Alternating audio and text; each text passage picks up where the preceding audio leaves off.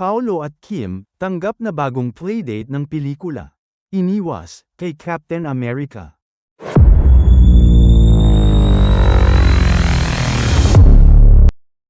Mukhang all is well that ends well ang drama ng Kim Pao sa pelikula nilang My Love Will Make You Disappear, ha? Kung matatandaan, kumalat ang chikang tila nagtampo sina Kim Chu at Paolo Avellino sa desisyon ng Star Cinema na imbes na February 12 ay gawing March 26 na ang playdate ng kanilang pelikula. Actually, ginawan pa nga ng issue yung post ni Paolo sa X, dating Twitter, kung saan ay sinabi niyang, ma-experience nga na hindi tumapos ng pelikula. Sabi, yun daw ang hirit ni Paolo sa pagkakamove ng showing ng kanilang pelikula. Anyway, noong Monday shooting naman nila ay pinuntahan ng mga taga-Star Cinema ang Kim Pao at pinost mismo yun nina Kim, Paolo sa kanilang Instagram story. Sabi nga ni Kim, at Star Cinema fam in the house. Good morning, na may yellow heart emoji pa. May post din siya na kasama ang mga taga-Star Cinema at sinabing see you in cinemas on March 26. Di na kami mag-disappear. Ni-repost din ni Kim ang official statement ng Star Cinema sa dahilan ng pagkakamove ng showing ng kanilang pelikula on March 26. Ang maganda, pati si Paolo ay ni-repost din sa kanyang IG story ang mga posting ni Kim. Mukhang kapag nagsimula na ang promotions ng My Love Will Make You Disappear, ay tatodo sina Kim, Paolo sa TV guestings, mall shows, ha?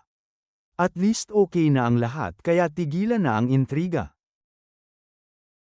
Kamakailan ay naging issue para sa mga fan ng Kim Pao ang pagkakaurong ng pelikulang My Love Will Make You Disappear.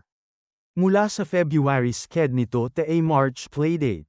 Katunayan, hindi ito nagustuhan ng kanilang kafanian lalo pat sabik na silang mapanood ang first big screen team-up ng kanilang mga idolo.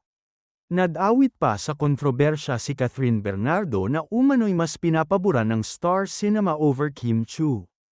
Lately naman, naging malinaw na ang pumalit sa slot nito ay ang baliktambalan nina Marvin Agustin at Jolina Magdangal na XX lovers.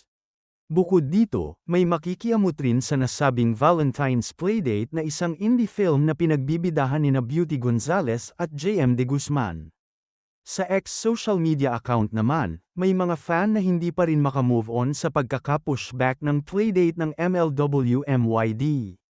Paano naman kasi, yung mga OFW na fani ng Kim Pao ay may balak na palang umuwi ng Pinas sa araw ng mga puso para suportahan lang ang nabanggit na romantic comedy fantasy ng Kim Pao. Hirit pa ng mga kibitzers, naging tradisyon na rin naman kasi sa local movie industry. Nakaramihan sa mga pelikulang may playdate na ay either sinushoot o nagpo-post-production pa 1 or 3 days before its premiere o playdate, so hindi na big deal ang ngaragan. Pati nga ang reunion movie ng Marjo ay pinagdidiskitahan ng kafanian dahil ito nga naman umano ang nakinabang sa change of plans ng Star Cinema. Pero ano itong nasagap ko sa tweet ng isang birdie na hindi ang delay sa production ang dahilan kaya na-move to a further playdate ang launching movie ng tambalang Kim Pao. Ang dahilan umano ay iniwas ng nabanggit na film production arm ng ABS-CBN ang Kim Pao sa playdate ng Captain America na makakatunggali nito sa box office. No ang Star Cinema for hyping its promo, matinik din ang business acumen nito at magaling itong mag-market ng kanilang pelikula at aware ito kung sino ang mga babanggain nila sa takilya.